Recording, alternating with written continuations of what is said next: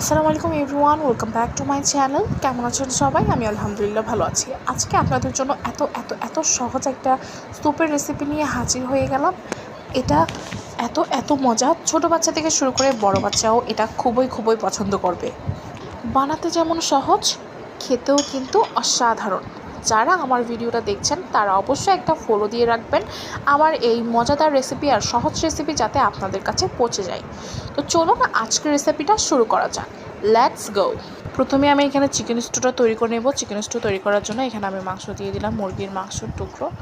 এরপর এখানে আমি পেঁয়াজ দিয়ে দিয়েছি, আদার পেস্ট দিয়ে দিলাম, পরিমাণ মতো লবণ দিয়ে এটা আমি হতে দেব। হয়ে যাওয়ার পর এটা আমি একটু নেড়ে চেড়ে নেব। হয়ে যাওয়ার পর এটা আমি একটু ছেঁকে নেব, আলাদা করে নেব পেঁয়াজ।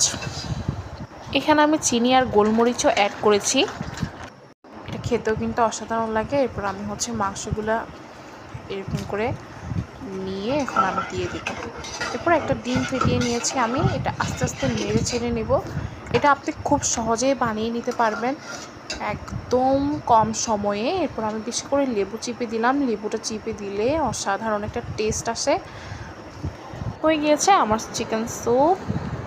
এটা কিন্তু অনেক সহজেই বানিয়ে নিতে পারবেন। এটা ছোটো বাচ্চারা অনেক পছন্দ করবে, ছোটো বাচ্চাদেরকেও খাওয়াতে পারবেন।